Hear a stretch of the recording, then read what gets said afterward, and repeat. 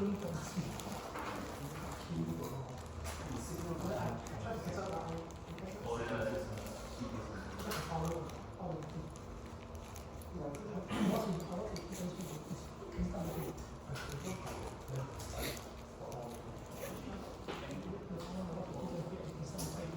good morning. I hope you had a good Chinese New Year. Okay. Enough of enjoyment, I suppose. So now start to prepare for the quiz next week. Okay. Now you have 20 minutes for the quiz. That is if you are good. Yeah? But typically I give half an hour. Yeah? Typically I give half an hour. But you should time yourself to really master the topic. 20 minutes is sufficient to solve the question. Yeah? Okay, any queries on the last tutorial I conducted online? Tutorial 3?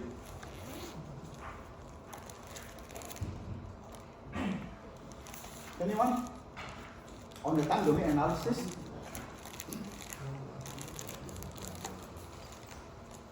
So essentially we only focus on the time domain response of first and second order system, in particular the step input, yeah? With respect to a step input. And we see the second order system, in fact, does give us quite interesting kind of response. Yeah? Even though we put a constant input to the system, but sometimes we observe this auxiliary response. So once you are able to comprehend the response of first and second order system, including non-standard second order system, which is slightly more complicated, yeah? Once you understand it, you can in fact extend it to higher order system.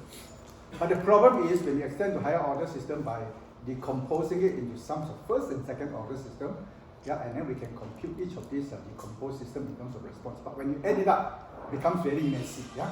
So it is quite useless to do that. Yeah? So we have other way of doing the analysis for higher order system, which we will also discuss, especially for third order systems when we come to the controller design. Yeah. Okay. So no queries on the time domain response. Yeah, that's something you need to prepare also because week 7 we will have the second quiz which was involved the materials on tutorial 3 and tutorial 4, which means also lecture materials on week 3 and week 4.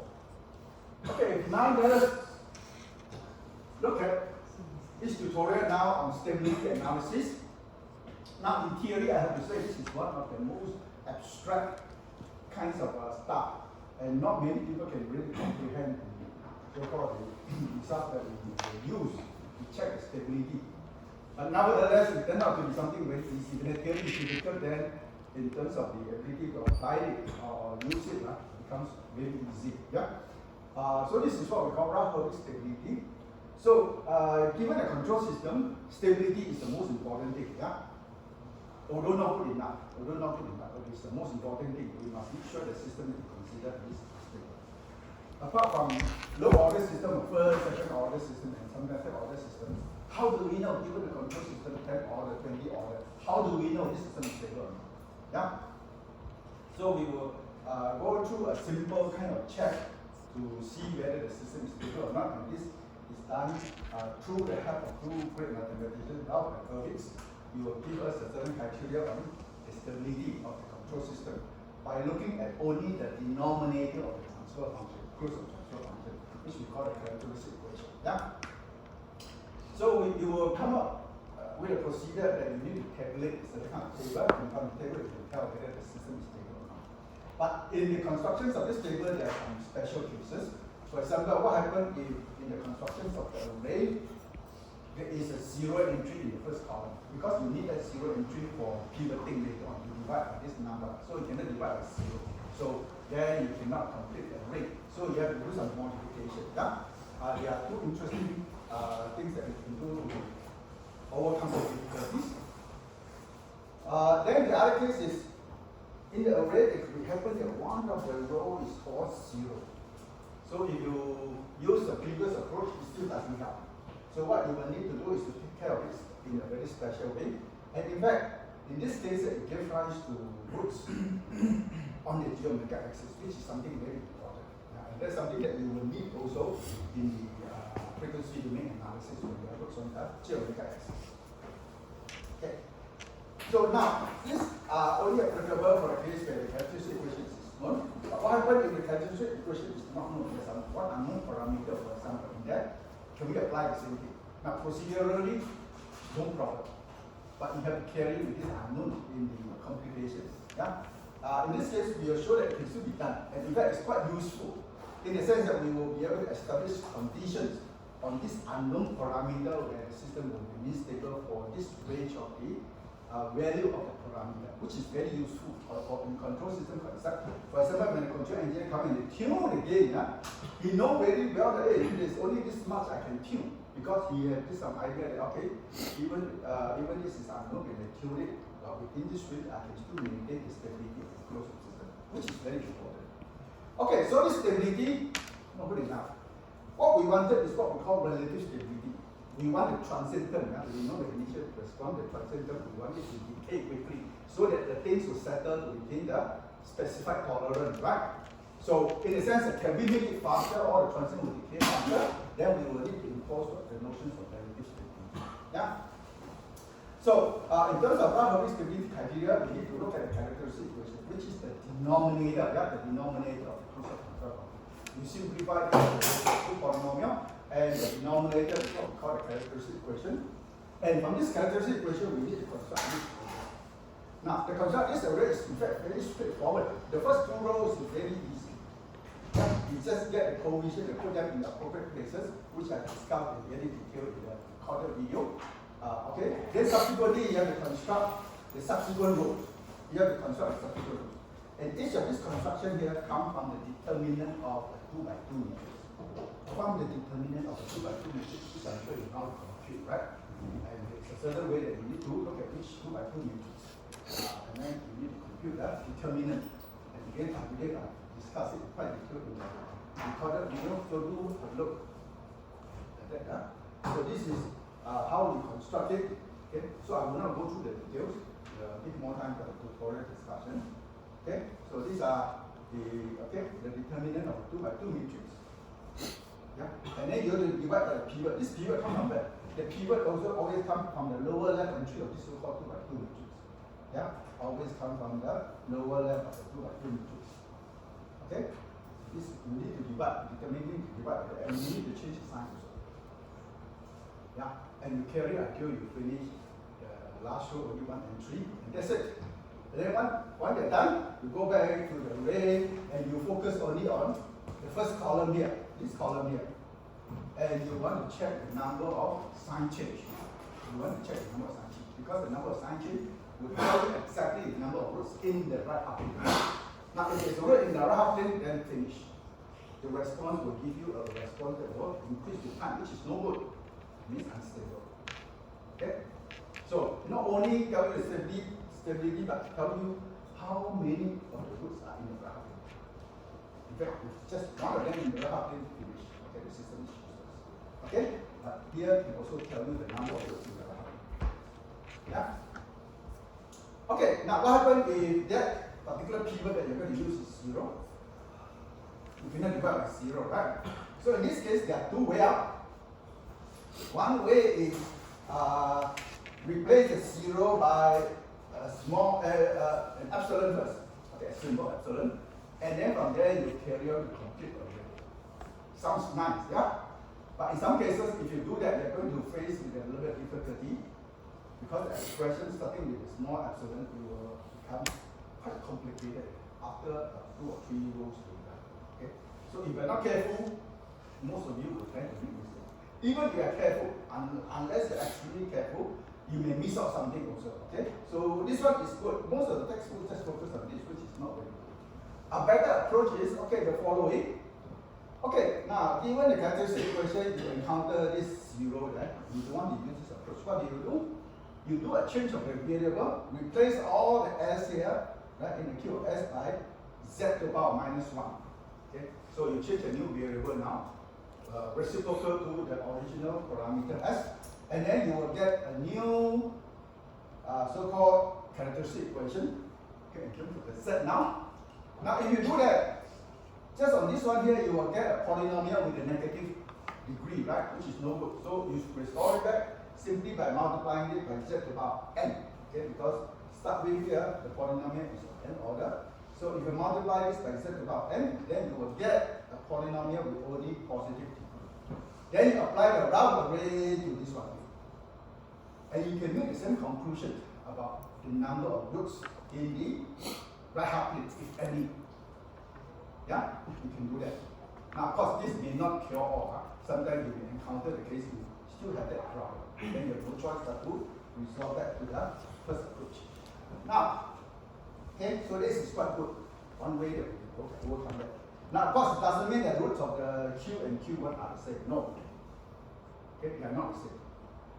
Because of the change of this variable here, which you know as a relationship, they are reciprocally related. They are not the same, they are reciprocally related. That's okay. If they are reciprocally related, if the roots is originally in the right half plane, it will remain in the right half plane. If originally in the left half plane, it will also remain in the left half plane. And that's what we need. Okay? We are not interested to compute the actual root rotation. We just want to know whether it's the right half plane or left half plane. That's all. Yeah? Now to compute the roots is in fact very, very taxing. You should know, even your calculator is so powerful these days, it can handle at most fourth order polynomial, I think. Okay? Fifth order, if you use some special formula, I can't remember, fifth order you cannot. Up to fourth order, you can use special formula to compute it. Okay, fifth order, you have to use numerical method. Okay. And one of the basic ones is to find the zero crossing. In algorithm, sometimes you all learn this way. In fact, that's to find the zero crossing. Yeah. Okay, then what happens if one whole row is zero? Then the trick of replacing this zero by absolute, it doesn't work anymore. If you, by changing the variable, replacing s by z, it also doesn't happen. Okay, so what we will do is, okay, we form an auxiliary equation. Okay, we have one whole row of zero. So we look at the row above it. We form the auxiliary equation. Yeah, we use it as auxiliary equation. And this auxiliary equation, when you solve for the roots, surprisingly, you will get roots on the j omega axis. Okay, you will get roots on the j omega axis. But that doesn't help us to complete the round of it, right? So what we will do is, from this auxiliary equation, we will differentiate one time. Differentiate with respect to s. Yeah, then we get polynomial of one order lower, right? And then we use the coefficient of the derivative of the auxiliary equation to replace all zero. And then from there we can complete the round of it. Right? And that's the whole idea. That's what nice. Now, as I said, stability itself must have, but not good enough. What we wanted is relative stability. We want to make sure that the transit term disappears very quickly. And that can be done by imposing the roots must be in the left half plane, not only in the left half plane, but a certain distance away from the j omega axis. A certain distance away from the j omega axis. For example, I want it to be of this distance away from the j omega axis. Yeah? This distance away from the j omega axis. Now, if I can do that, this is what we call the damping constant denoted by zeta omega n. If I can do that, then you can see that if you are careful, look at all the responses, you have this term e to the power minus j omega, e to the power minus zeta omega nt, right? Term multiplied by sine term or polynomial term. So this is a very important quantity. Can I make sure that, hey, all the roots are to the left here? To the left here. If I can, I know that the transient term will decay at a certain rate. And that is very useful because I know that from this notion, after a certain time, the transient will decrease to a value that I wanted. So that I can start work. Now the body manipulator, you go to here, oscillate a little bit, but after a certain time, I can calculate, hey, you will definitely within the tolerance that I wanted, and I can start work. And that is important. So how should we solve this problem? Can the round array still be applied? Fortunately, yes. Yeah, fortunately, yes. We only need to change a little bit. What we will need to do is, given the original s, what I'm going to do is to replace the s by something else. Yeah? S by something else. So for example, this is an illustration of third order system. Right? Third order system has three roots, right? Three poles, three roots. For example, two of them here, 1, 2, and then third one here. With respect to this root, we have this kind of responses. Yeah, transient response. And with this complex conjugate root, we have this kind of response. Yeah? Okay, this term here, alpha naught here, alpha naught as I mentioned, relates to zeta omega. Yeah? Relates to zeta omega. So you can responses. So clearly this term here will decrease faster, right?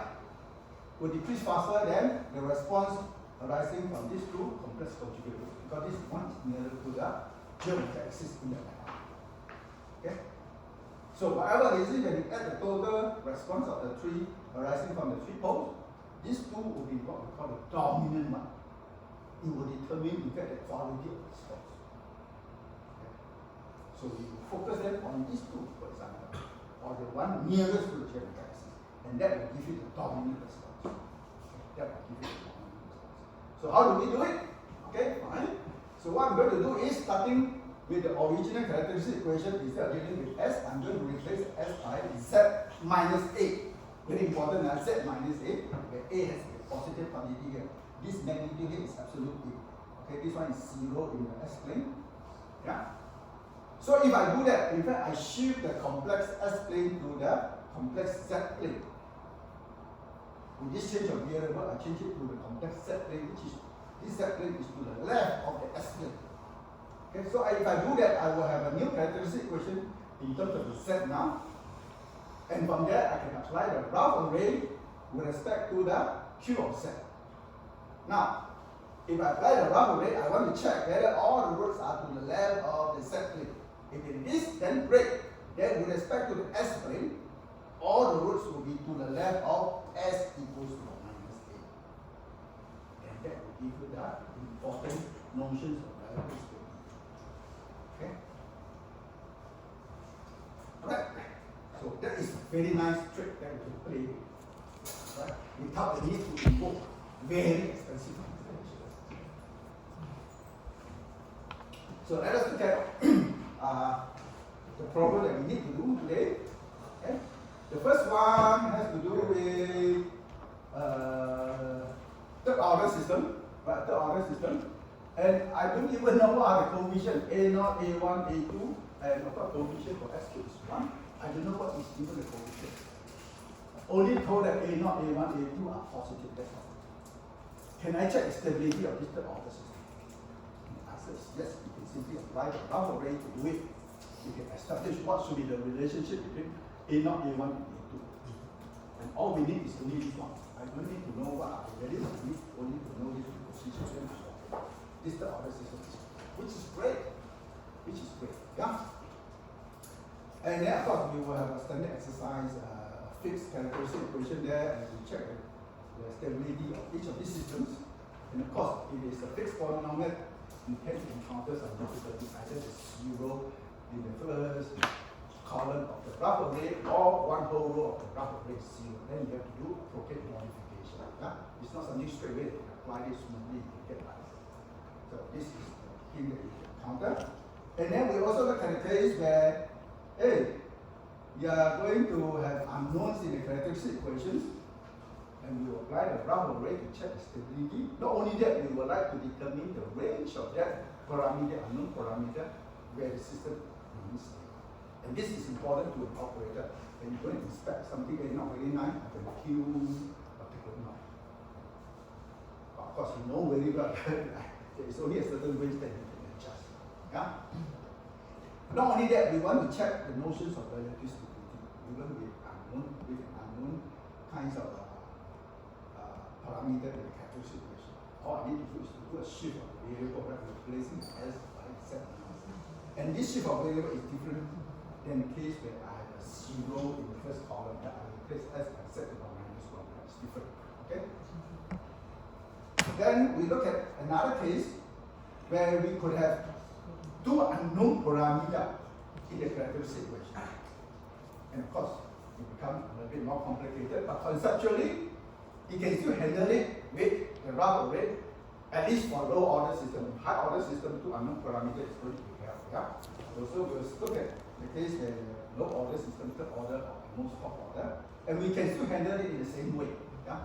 Except that when you establish a condition, we need to know how to deal with equalities involving two parameters. Yeah, equality involving two parameters. And that would be quite a useful kind of exercise to do. So, the order characteristic equation. Okay, s cubed plus a2 s squared plus a1 s plus a naught as a characteristic equation equal to 0, right? You already know that a naught, a1, a2 are positive, nothing else. And then you ask to determine the stability of this third order system and to establish the condition for which the system is stable. And if you, after this one here, try it for the second order system, first order system is obvious, you can try it for a second order system to see for yourself. That's why for second order system, I don't even need to apply the graph of it. And look at it, I know straight away if the system is stable or not.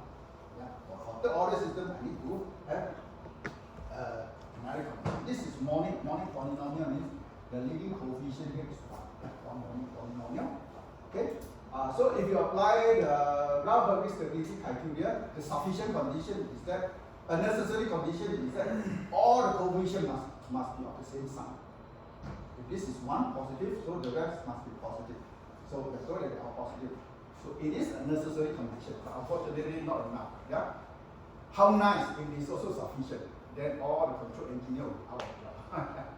Yeah. But unfortunately that's not the case. So there's still a lot of control engineer working on this kind of problem, including myself. I have PhD. I was coming to solving this kind of problem. Okay. So what do you do? Given this characteristic equation, we try to construct an array, right? So third order polynomial. So we start with s cubed here, s squared, s about 1, s about 0. Yeah? Right? Now first row is very easy. You take the leading coefficient, which is 1, you put it here, and then jump to s about 1. The coefficient is a1. Yeah? Just fill in the blank. I'm sure everyone of you can do that. Yeah? You just have to fill in at the right places. Alright? Everybody can do that. And then for the second row, also equally easy. You s squared coefficient is a2, you put in here, and then jump to s about 0, the coefficient is a0. Yeah? Okay. So first two rows done. Then you have only 2 rows to look at. And then you want to construct the third row. Right? Then construct the third row. So for the third row, you look at the 2 preceding rows. 2 preceding rows only. Okay, only 2 rows to look at. So you have a 2 by 2 matrix. This 2 by 2 matrix, you take the determinant. The determinant is multiplications of the 2 diagonal entries minus the product of the 2 off diagonal entries. And then you need to divide by the pivot A2, right? And you have to change the sign. Remember, you have to change the sign. Huh? After you take the determinant, divide by the pivot, you have to change the sign. So if you do that, you get this entry. Okay? And then how about this entry here? For this entry, you have to use the first column and then the third column. This one here, you use the first column and the second column. Yeah? First and second column. This one here, use the first and the third column. The third column, nothing. Third column, nothing. So here, nothing. Right? Here, nothing. You don't even can form a 2 by 2 matrix. You cannot compute it. Nothing. Okay?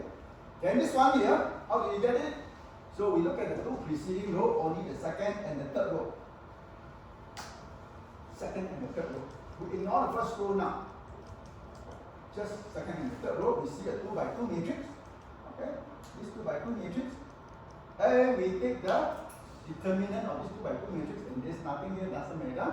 So in this case, what we do is multiply the 2 off diagonal entry, multiply the 2 off diagonal entry, minus the product of the 2 diagonal entry.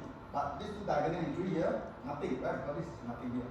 So you only have this, multiply by this, and what you need to do, you need to divide by the pivot, right? This will be the pivot. So multiplication of these 2, divide by this pivot, what do you get? You get only this entry. Yeah?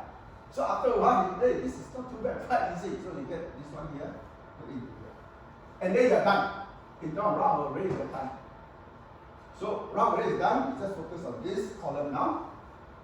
1 positive. A2, they are both positive. A not positive. Yes? So for stability, you must make sure there is no change of sign. Yeah? So what you need to do is this must be positive. This must be positive. Yeah? And you are told that A2 is already positive, so the numerator of this quantity here must be positive. So all you need is this condition, positive. That's it. Yeah? Where are the roots? I don't care. Except root, I don't care. I know that in this case, if this condition is true, the control system is stable, meaning that all the roots are in the left uplink. Where exactly are they in the left uplink? I know that the system is stable, they are in the left uplink. Yeah? You cannot tell where they are. Okay? If you want, you just have to go through a very expensive computation to find out where are the roots. And this day you are very thankful with powerful calculator. Yeah? In the past, this is a nightmare, really a nightmare, to compute the stability of the control system. So let us now look at characteristic equation now, two of them. And of course, if it's a fixed characteristic equation here, you know you're going to encounter some problem. It's not so straightforward kind of equation. Yeah? So we'll see. So for these two types of problem, you may encounter either a 0 in the first column or entire row is a 0. Yeah? So you need to do modifications to the row. Okay, sure. Okay, so let's see. So for the first one, okay, first, second row, can you do that? No problem, right? Very straightforward. Yeah? So fourth order polynomial S4, S cubed, S squared, S1, S0. So S1 4, so coefficient here is 1, okay? And then from S about 4, jump to about S about 2, right? So coefficient 10 you put in here. And then jump about S about 0, so which is the constant coefficient here, which is 1. Yeah? Right? Look at the recorded video, explain quite detailed, yeah? And second row, again very straightforward. S cubed, right? So 2 put in here, and then here S about 1, which is 20. Yeah, first two rows very easy. Okay, so when that's done, let us see how to proceed to the next step. Let me erase this so that it's easier to see.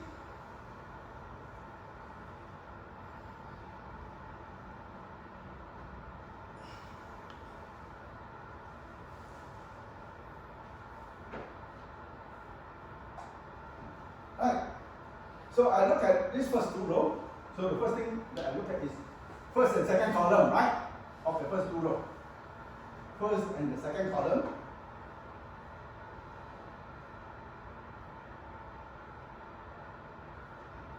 So look at this as a 2 by 2 matrix. I take the determinant. I change the sign. So basically I compute the negative of the determinant. So I compute the product of the 2 off diagonal entry minus the product of the 2 diagonal entry and then divide by this period. If I do that, I will get 0 straight away. I will get 0. Yeah? So 0, you have two options. One is to replace the 0 by epsilon, or the other one is to change the variable, replace s and set about minus 1. Yeah? And then see what happens. Yeah? So now, then you have to make a decision. Now, you have already s squared. So you only need 2 more rows to go, right? 2 more rows to go. So this one here will involve some expression involving epsilon. That's fine. In this case, okay, expression cannot be too complicated, and the last entry here must come from this one here. Okay, this come from here. Yeah? So that should be easy. So in this case, I think replacing the 0 by epsilon is a good choice. There is no need for you to replace the variable. Yeah, it's a good choice. So I do that. Yeah, I do that. But nevertheless, I need to see how I complete the rough array. Okay, so first entry for the third row, I know already this one. So how about this entry here? For this entry, bear in mind, I look at the first and the third column. I ignore this one.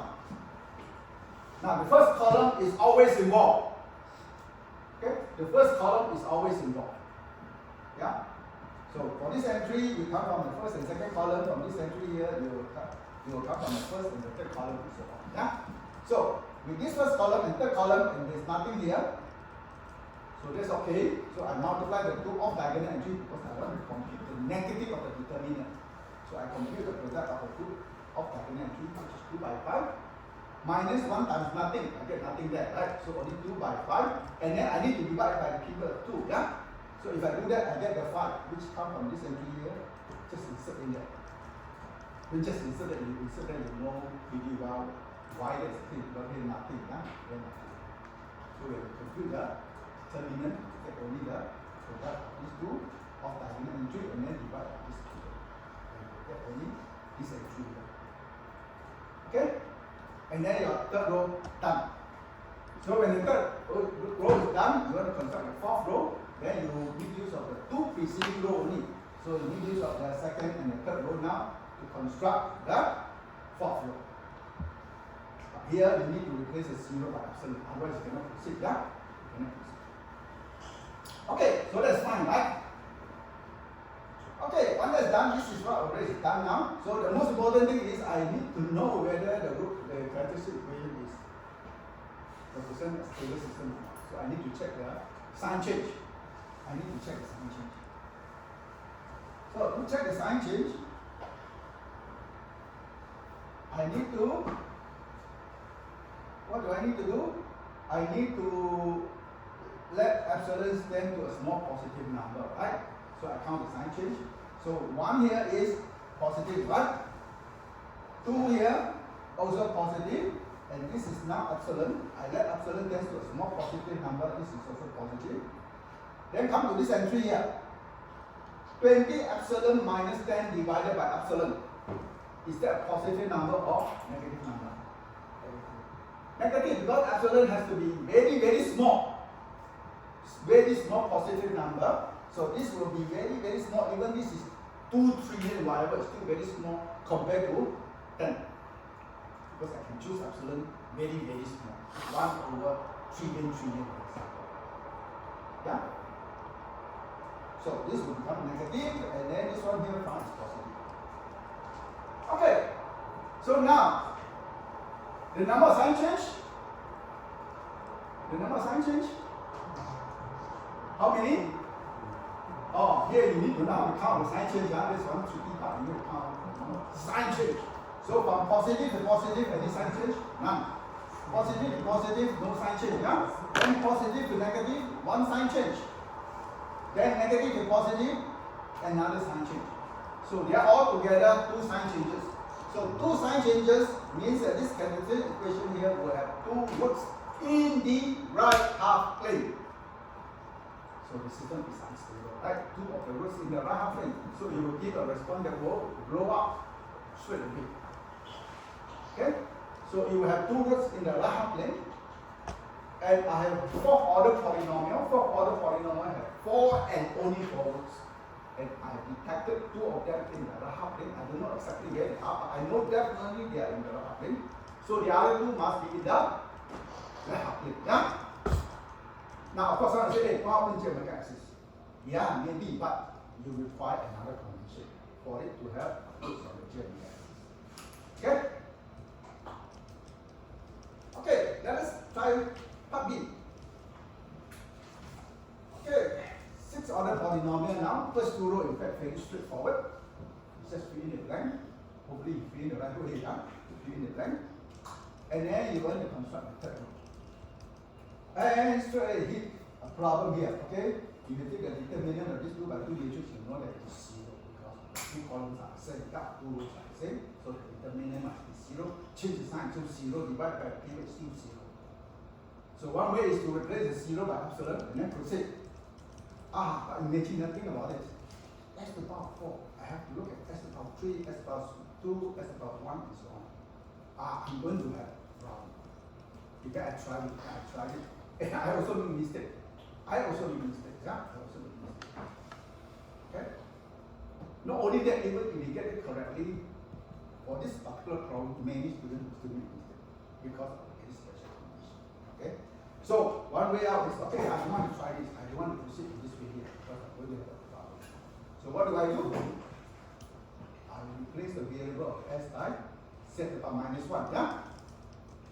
So you'll get a very messy expression because of epsilon. You're going to have difficulty to solve it. Yeah? Try it, okay? Have time to play with it. You have to see for yourself. Yeah? Seeing is believing. So what we do is consider this polynomial now. All the s replaced by set to the power -1. And of course, if you do that, you will get a polynomial with negative power. For example, this one here will become set to the power -6. Yeah? So what I do is multiply throughout by set to the power 6. to this one here, if I do that, I will get a polynomial with positive power. Okay? And I will end up with this one. Now, after you try a couple of times, you realize that how are these two related? How these two are related?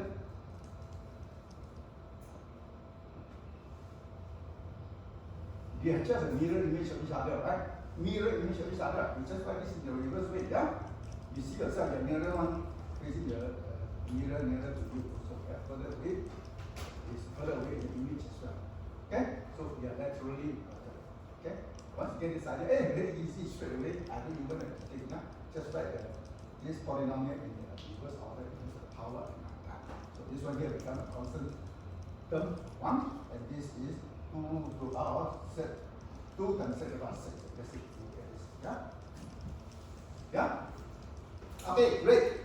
So what we do now is to construct the rough array, not using this, but using this characteristic equation now.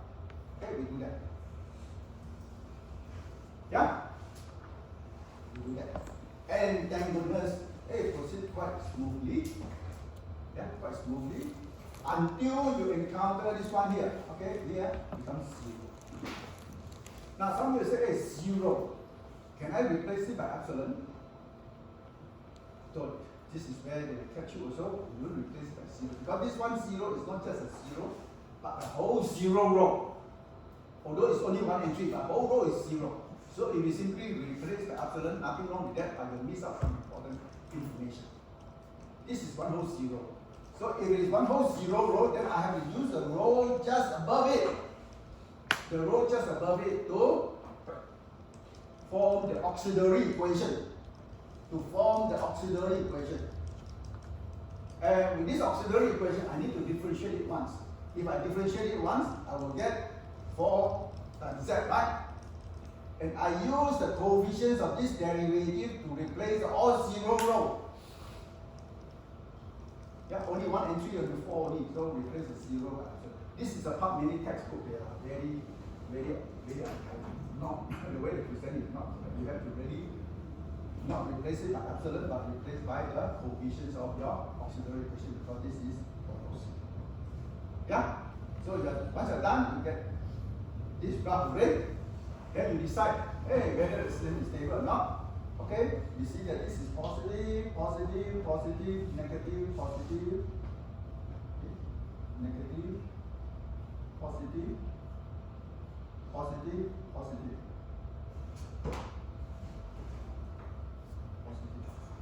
Okay, so how many sign changes? 2, right?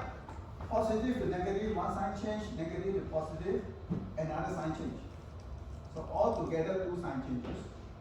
2 sign changes means there are 2 roots in the right half plane. And of course the system is unstable. Okay?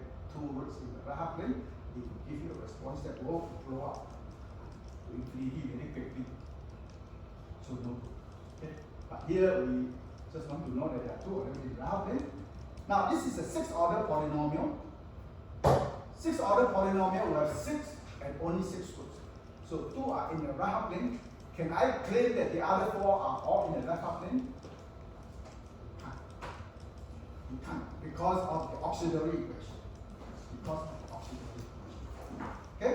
So from the auxiliary equation, if you solve for the roots, what do you get? If you solve for the roots of this auxiliary equation, I get 2 roots which are purely imaginary. Purely imaginary means they are indeed on the geometric axis. On the geometric axis. So with respect to this one is Q1 of Z, huh? Q1 of Z, this is representing the Q. So you replace the negative power, positive power, right? So Q1 of Z has 2 roots in the right half plane, 2 on the geometric axis. So they account for 4. This is 6th order polynomial has 6 roots, so the other 2 must be in the left half plane, yeah? 2 in the left half plane. Okay? And this is for Q1 of Z. Yes, 2 roots in the right half plane, 2 on the geometric axis, and 2 in the left half plane. And you can say the same thing for the original characteristic equation Q of S. Q of S will also have 2 roots in the right half plane, 2 on the geometric axis and 2 in the left half plane. Yeah? 2 in the right plane, 2 on the geometric axis, and 2 in the left half plane. Okay, that's all we can say. We can say even more than that. Now, what happened to the roots on the geometric axis? What happened to the root on the geometric axis? Okay, with respect to the Q plane here, Q of Z has 2 roots on the geometric axis, right? But with respect to the original characteristic equation, where are the roots on the geometric axis? I don't know where they are in the right half plane or left half plane. So there are two there, I don't know where they are. Okay? But on the geometric axis, I can compute it because for the Q1 and Q, the roots are related reciprocally, right? Reciprocally. So for those of you who are good with complex number, or at least some appreciation of complex number, just take a reciprocal of complex number. You will see that the sign of the real part will not be changed. But the imaginary part will be changed. It's okay. So from these 2 roots in the Q plane, the Z plane here, will change to these 2 roots in the S plane. Still on the geometric axis, as you can see, right? Still here on the geometric axis, this also is on the geometric axis. So from plus J1 over square root 2 will become minus J square root 2 because they're related reciprocal. And then from minus J1 over square root 2 become plus J square root 2. So you can compute. You can compute that. Yeah? And in fact you can verify that. Okay? You can verify that. The auxiliary equation is computed in terms of the Z variable is this one, right? Yeah? It's this one. And you can convert it back into S domain. Yeah, S domain, this Z domain. Convert it S domain, change the variable again, right? Because they are related, S and Q are related reciprocally. So this one here will change into this. Okay? Replace the Z by S to the power minus 1 again, and you get this. And straight away you can solve that S, right? You will solve this one here, S squared plus 2. So the roots will then be minus plus J square root 2. You cannot tell this direct reciprocal relationship, but you know the roots are plus minus J square root 2. Okay? And not only that, I can show that this one here will be part of my original characteristic equation. This one here, right?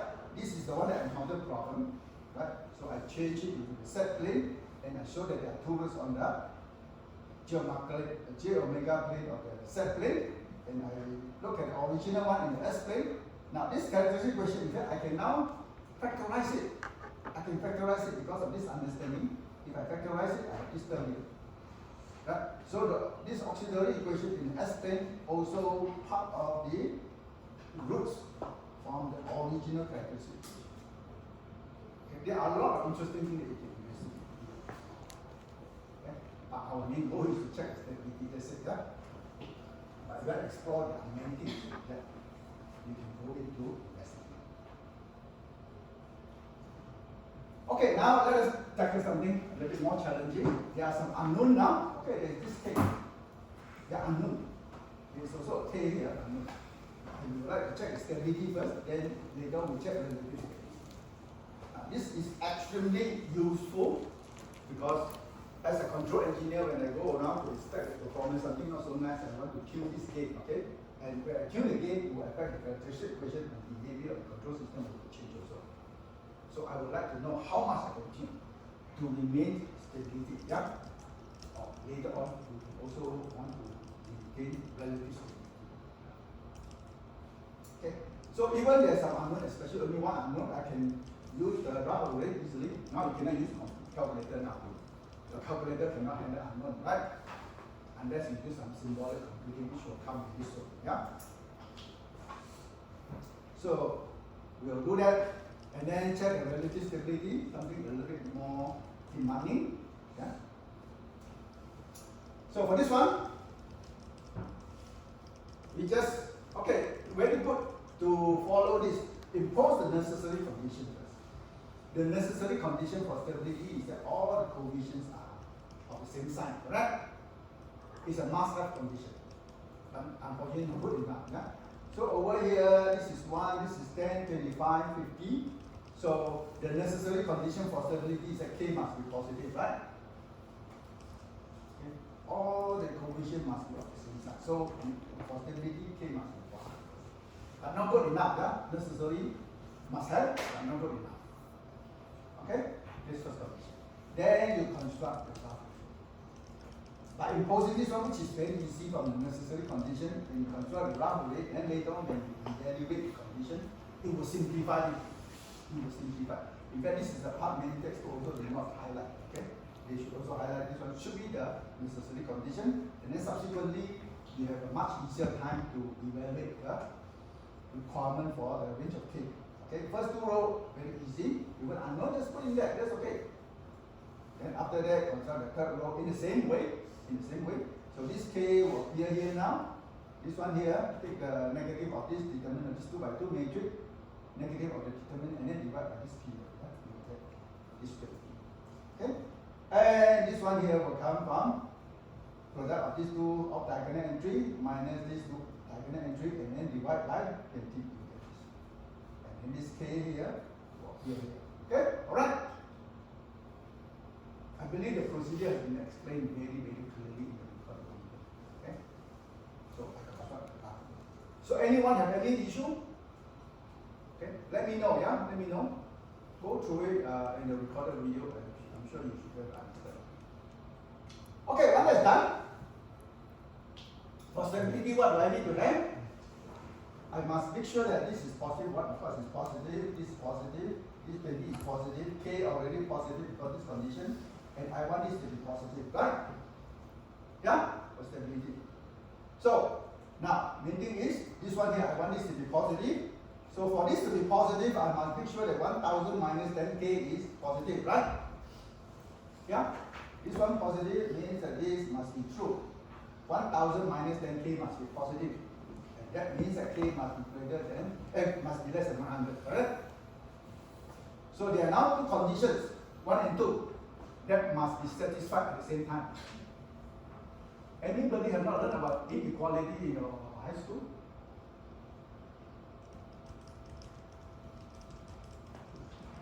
Do you learn inequality? You do, right? So these two conditions here, inequality. Now the best way is to visualize it. Okay, visualize it. So I'm looking at the range of K, for example, from 0 to infinity. Yeah, okay, this is the range of K, right? So the first condition means what? Okay, I need to have this condition here must be greater than 0, right? Strictly greater, yeah? Strictly greater. So excluding 0. So this is my first condition. Yeah? The second condition says that K must be less than 100. Okay, 100 is here. Okay, this is 100. And must be excluding 100. And must be this range. Okay, so this is visual kind of representation, very good. Yeah? And this is the second condition. So both must be satisfied. So what do I do? What do I do? You take the intersections of the two regions, right? Take the intersections of the two regions. Okay, you take the intersections, this is only one thing this range. Take the intersections. So for stability, I must make sure that K is greater than 0 but less than 100. Strictly less than 100, strictly greater than 0. Yeah? Okay, how about two extreme end? How about two extreme end?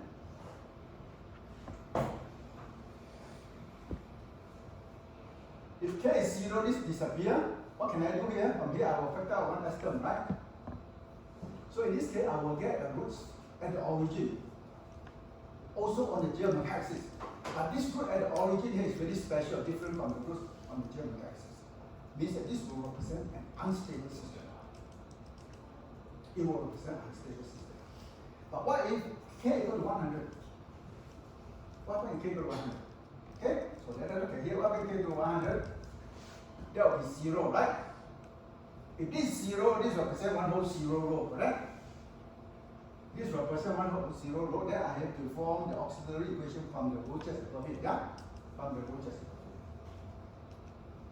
So this is already constructed. Same as here. So it's very, very useful when you are struggling with inequality, construct a figure, which we will see later on much nicer with the two variables. Okay, so this one here becomes this, which is unstable. This is unstable, although there is one root at the origin, but it's unstable. This, although on the geometric axis, but very special unstable. But the other extreme, when k is 100, I have 1 0 row in the rough array, so I form the auxiliary equation. Now, although I put a k here, you must know that k must be equal to 100, otherwise that is not an auxiliary equation. It is only an auxiliary equation when k is 100, yeah? K is 100, okay? K must be 100, okay? Very important condition.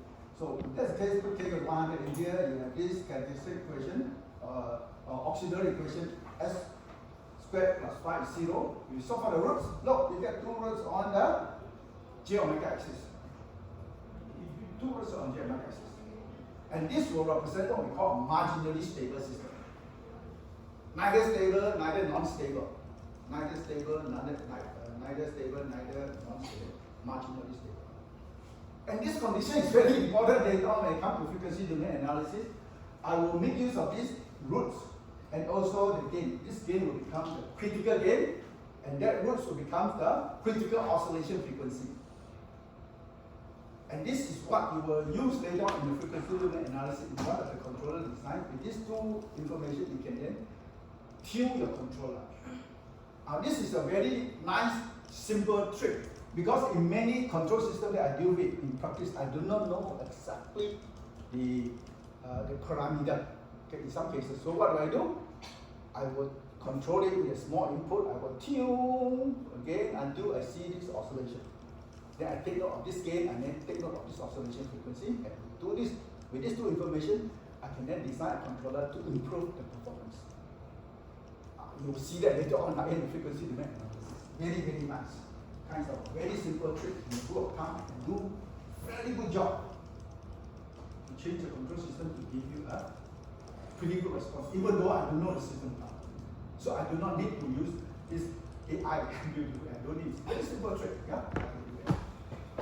But in theory, you need to know this, yeah? Because there is no actual hardware system for you to play with, so it will give you a certain characteristic equation, and you need to compute this critical gain and this critical oscillation frequency. Oscillation frequency given by the magnitude of the imaginary roots, yeah? This will be so called a critical oscillation frequency. Alright? So this is so far okay for stability only, yeah? For stability. For stability. For relative stability, I want the roots to be more negative than -1. More negative than -1 means all the transient will decay at least at the rate of e to the power minus t, yeah? E to the power minus zeta omega nt, and zeta omega n is a relative stability, yeah? So all the roots must be more negative than -1, yeah? More negative than -1 to the left of s to the -1. Okay, so what you do is to change the variable now. Replace all the s by z minus 1, yeah? Not z to the power -1, but rather z minus 1. So starting from this original characteristic equation, we will get this Q2 now, where all the s replaced by z minus 1, all the s replaced by z minus 1, right? And then you need to expand it. Now, these are more tedious, you need to expand it. You need to expand this term, expand this term, expand this term here, and then you add it up. Now, of course, when you add it up this way here, most of you will make mistake 100% conditions. So it's good, yeah, there's a certain trick that you can play with, yeah? Write this one here, expand it, write this one here on one row, write this one on the second row, for example. You match the coefficient, constant coefficient, match the one coefficient of z squared, coefficient z cubed, and so on. Yeah? So for example, you do it by doing this way here, I will have z to the power 4 minus 4z cubed plus 6z squared minus 4z plus 1. Yeah? Then the second row is, for example, you will still have minus 1 here, 3z minus 3z squared, 1z cubed everything multiplied by 10, yeah, here, and so on, yeah, and then this term here right on the third row and so on. Then you add it up. So these are the way that you minimize the mistakes. These are common mistakes that you can avoid if you adopt this strategy. So if you do that and add up properly, and you will get this. Because when you add up wrongly, and I have no idea where you go wrong. Okay, but you put this way, I know somewhere you go wrong, I can still avoid you marks. Because otherwise, subsequently, all the classification that you get will not be correct. Okay? And all the answer you get will, of course, be off. Okay? So try to do it carefully or adopt a very good strategy and do the addition. So once you're here, okay, so the condition for stability with respect to the set plane, not S plane, with respect to the set plane is all the coefficients must be of the same sign. This one here is 1, this is 6, this is 1, this is 26, this is k minus 34, right? So the necessary condition for stability of this with respect to the set plane is that k must be greater than 34, right? So that this is positive. I want k to be greater. So I do that. I impose this condition first, yeah? Impose this condition first. Then I construct the graph array. Then I construct the graph array. First row, second row, fill the blank, yeah, appropriately, and then construct the third row, fourth row, and so on. Now, by right up to here, you should stop already. Up to here, you should stop. Because here is already a negative number, right? Negative number. With this negative number, there is already one sign change. And this negative number is independent of the value of k. Meaning what? Meaning what? Meaning that doesn't matter what's the value of k, I will have roots in the right half plane, right? I will have roots in the right half plane. Doesn't matter what's k that I use. So hopeless case. Yeah? So it means that for this case, I can never achieve a relative stability where all the roots are more negative than -1. Doesn't matter what's k. Yeah? Although stability okay, but relative stability with roots more negative than -1 cannot. Yeah? So in fact, you stop here. No need to carry on. Okay? So there is at least one change of sign in the first column of the array, independent of k. Independent of k. So the system is not stable, whatever value of k is not stable with respect to the set plane. For all values of k, right? So you cannot achieve that kind of relative stability for all k means with respect to the original characteristic equation, you can never have roots more negative than -1. Yeah? So it does not mean you have control, you can do everything. No, please. Does not mean that. You have something to guide you, you can do the best that you can, but does not mean you can achieve it. So this is just cannot achieve it. Sorry, you cannot achieve it. Yeah? Okay? Clear? So let us look at the second problem. So same thing here. Now, third order polynomial does not mean it's easier, yeah? Because here, look, the unknown here, although the same, appears in 3 coefficients, so it becomes more tricky, yeah? More tricky. So we have the first 2 rows, doesn't matter. So the necessary condition for stability, very important. This must be positive, so k positive, this must be positive, and this must be positive. So as long as k positive, all the conditions will be positive. That's fine. Yeah? So we construct the round array. Okay, construct the round array. And this one here constructed. Okay? So I want this to be positive. This positive, this positive, this positive. Now this one okay, this one okay can be positive, as long as k is positive. How about this one here? Let's check, yeah? I want this to be positive also. So this whole thing here, k plus 3 is positive, right? Because of the necessary condition k positive, so k plus 3 must be positive. So then I want the numerator to be positive also. And with this one here, you need to simplify it into this. Okay? So for this to be positive, k must be positive, 3k plus 6 must be positive, so all you need is k positive. So this is one condition basically, and this is another condition, two conditions, they are the same. So fine, just take intersection is the same. So for stability of this third order system, all you need is k positive. That's it, pretty nice. Yeah, pretty nice. This is only stability. How about relative stability? Let's see that. Check relative stability. So for K positive here, okay, let us look at the extreme end. What happens if K is 0? K 0 go back to here, right?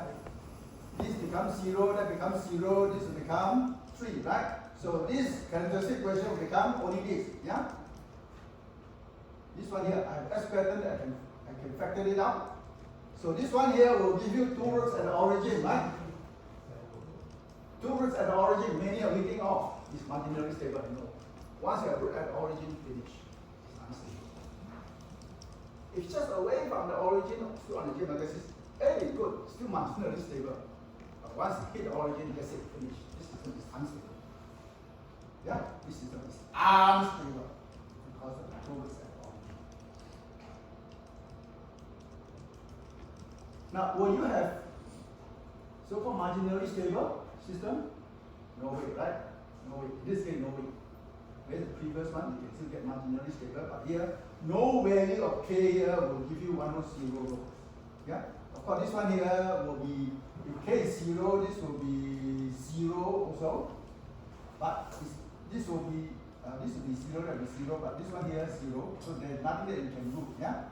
So basically, you deal with this characteristic equation here, which will give you 2 roots at the origin. So there is no way you can get a marginally stable system. Doesn't matter what is the value of K. Now for this kind of analysis, of course, it's a little bit more involved. So sometimes I'm not so hard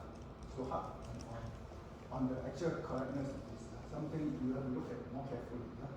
But for the previous case, it's very obvious you can get marginally stable. But this one here, you cannot get marginally stable system. Doesn't matter what's the value of K. Yeah? So the only way of getting the 0 row is this 0, this 0. But when this is 0, you get this characteristic equation which represents 2 roots at the origin.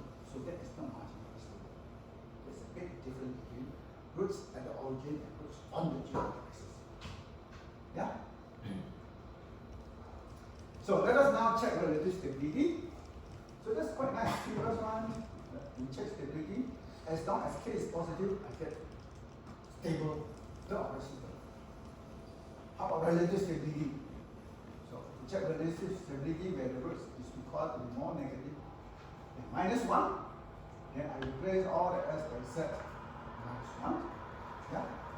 So this is S now replaced by Z -1, so I get QZ. Right? So I expand this one here, right? And the rest also, then add it up, you will get this characteristic equation. Yeah? So check here, I want to check the necessary condition. The necessary condition, this is 1, right? So K must be positive. So K positive, is this positive? Not necessary, right? So I need K to be more than 3, right? I need K to be larger than 3. This one K must be larger than -2. So as long as K is larger than 3, then okay. All the coefficients here will be positive, correct? So all I need is K greater than 3. Yeah? So this is very useful, necessary condition. Have to establish it first. K must be greater than 3. Okay? Then I construct the graph of it. So as long as K positive, this also positive, right? You can see that, right? If K is positive, if K is more than larger than 3, so this will be positive, this also positive. This will be positive, this will be positive, this will be positive. So the next thing I want it to be positive. Yeah? So all I need to do is to look at, so K is positive, greater than 3 is positive. So I need to look at the numerator, which is this one here. I want it to be positive.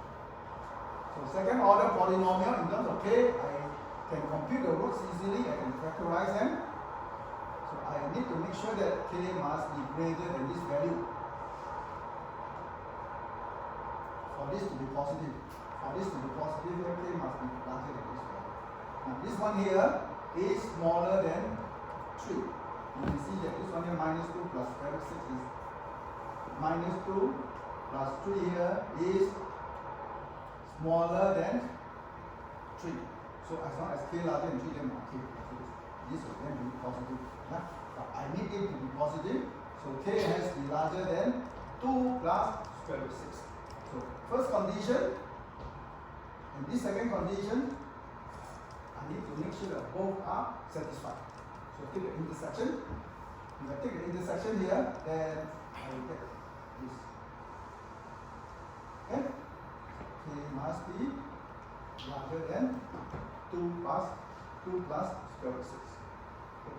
So this one has inequality, make sure you know it inside out. When you learn in high school, and apply them correctly. So to make sure that I have the relative stability required, that means the roots are more negative than minus 1, the k chosen here must be larger than 2 plus square root 6. Yeah?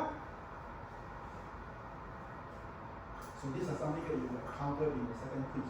But typically it will be easier in terms of the number of the because when you look at this one here, it's too messy. But the number that you are using is easier. Concept is the same. Alright. So let us look at the last problem. Okay. Here there are two unknowns, Kp and Kd. So I want to use this stability analysis to establish the range of Kp and Kd for which this closed loop system is stable. Not only that, later I can also impose that there has to be some relative stability. The roots must be more negative than minus 1. Only then this control system is new. Yeah? Just stability not good enough. Stability means what? I have my robotic manipulator, I want to go from A to B. I go to that, okay, but oscillate for a long time. Then you got to wait for a long time before you begin work, right? It's useless. But if you have relative stability, say, more negative than minus 1, you go there quickly, oscillate rate, then right? Go there, then you do work more immediately. Yeah? Not the case, you go there, oscillate for a long time. Yeah? You can't even do any meaningful. Alright? Like for example, elevator.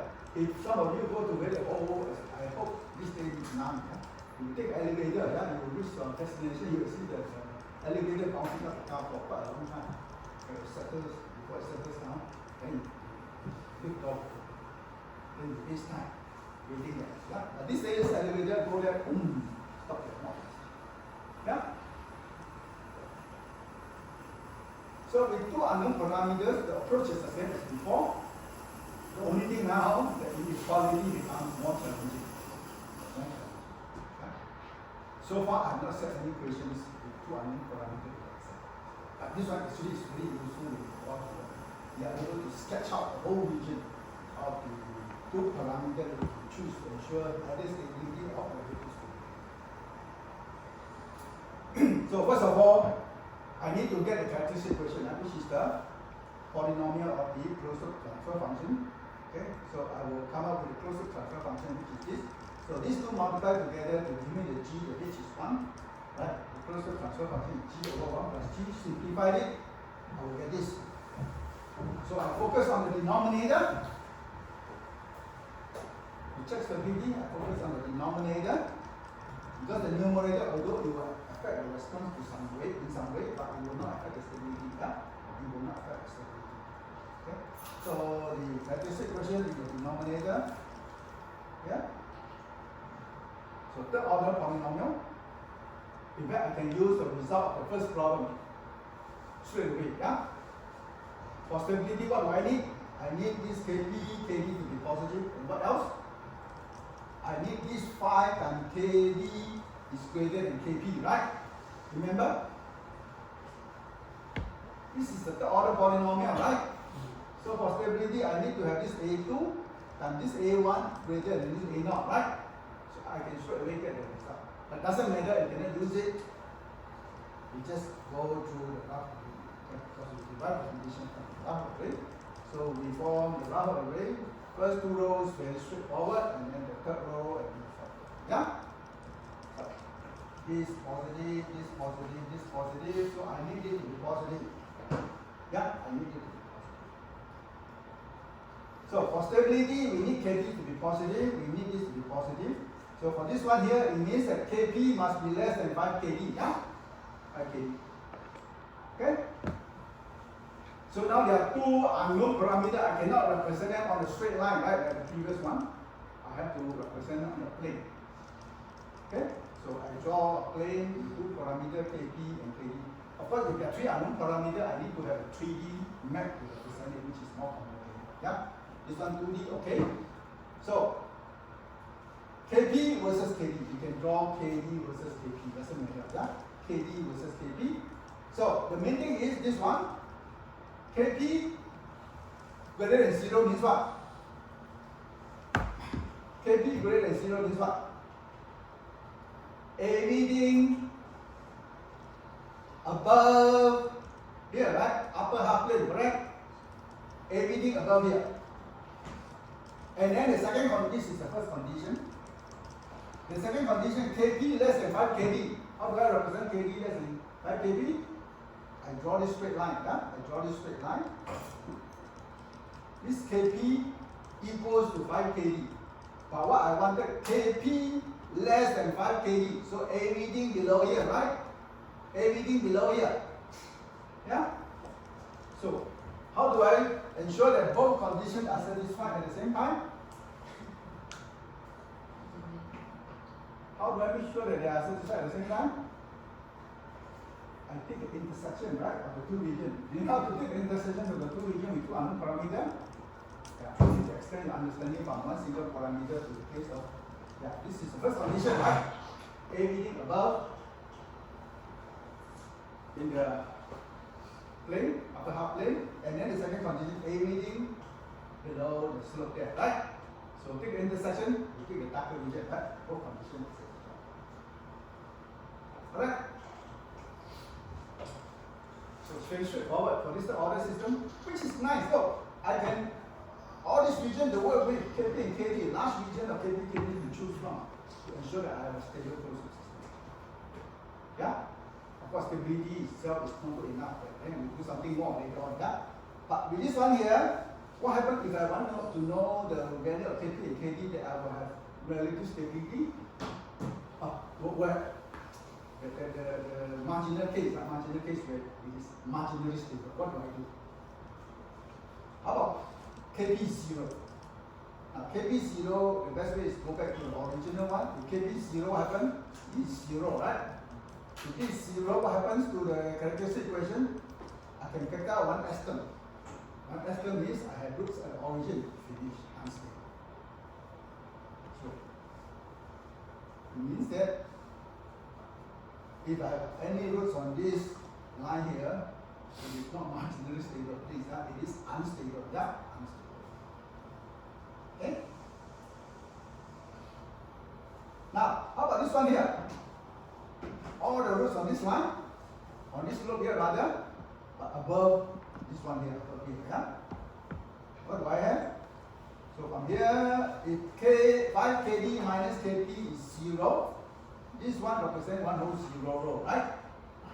One whole 0 row. So I need to form the auxiliary equation from the row just above it. So how do I form the auxiliary equation? Is 5s squared plus Kp, right? 5s squared plus Kp. So when Kp equals 5 Kd, I get the auxiliary equation 5s squared plus Kp. So I replace the Kp by 5 Kd is easy. I don't need 2, but if I replace by this one here, the 5 and 5 will cancel out. So I can work out everything in terms of Kd. Okay? So I get this auxiliary equation. So from this auxiliary equation, the roots will be plus or minus j square root of Kd. So for all the values of Kp and Kd along this slope here, I will get a marginally stable system. Yeah? I will get a marginally stable system. Excluding this, yeah? Excluding this one, this will be unstable. Okay? So stability, no issue. We can establish that quite easily, even though we have two unknown parameters.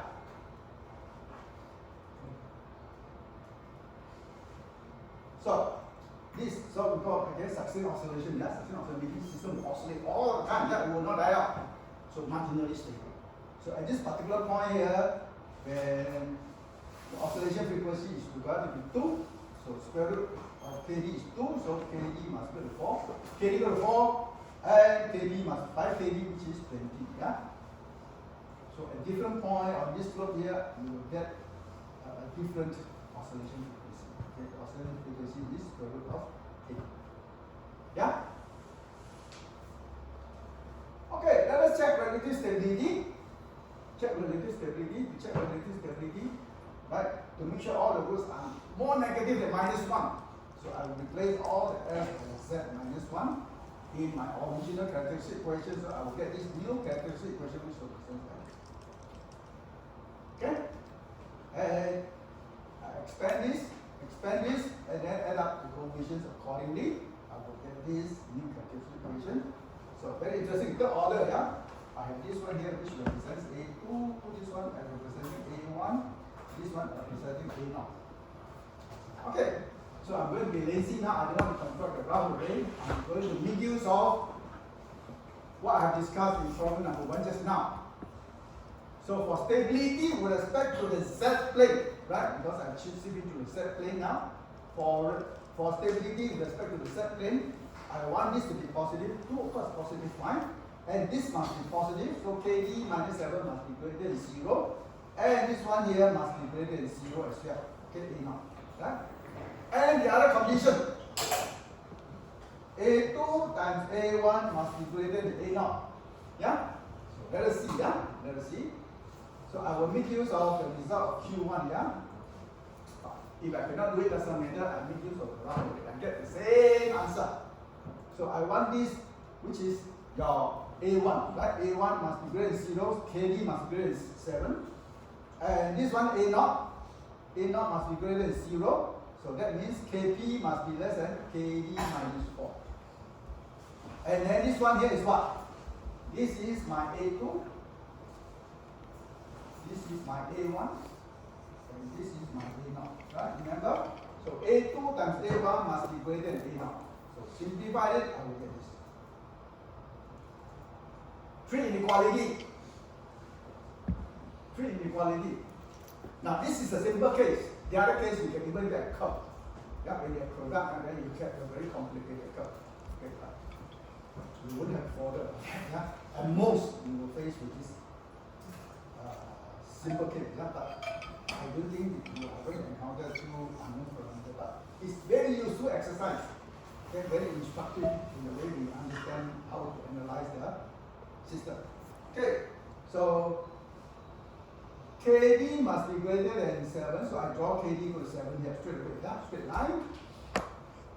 KP must be greater than KD minus 4, so I draw a straight line. KP equal to KD minus 4. And here KP less than 3 KD minus 18, so I draw a straight line, yeah? Okay?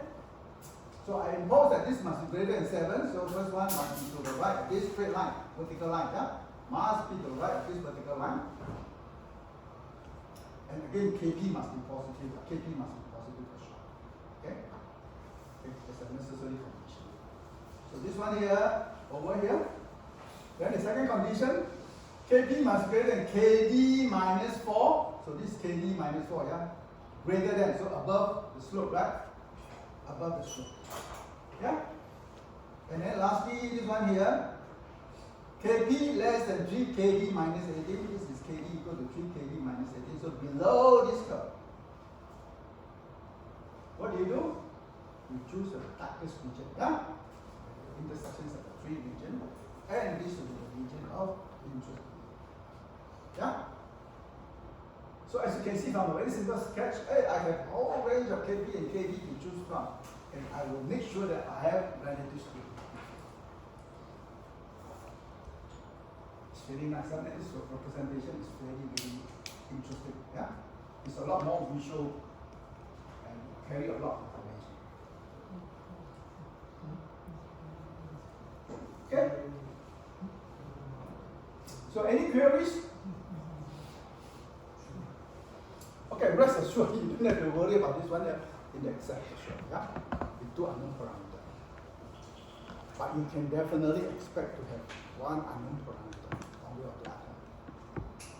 Okay? So it's a simple inequality analysis. The rest combine it with your graph array. Yeah?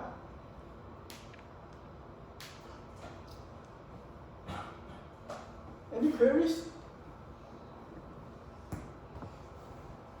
Hey, hang on, I haven't got you to sign in. Science week 4, just week 4. Week 4, this is the list, updated list.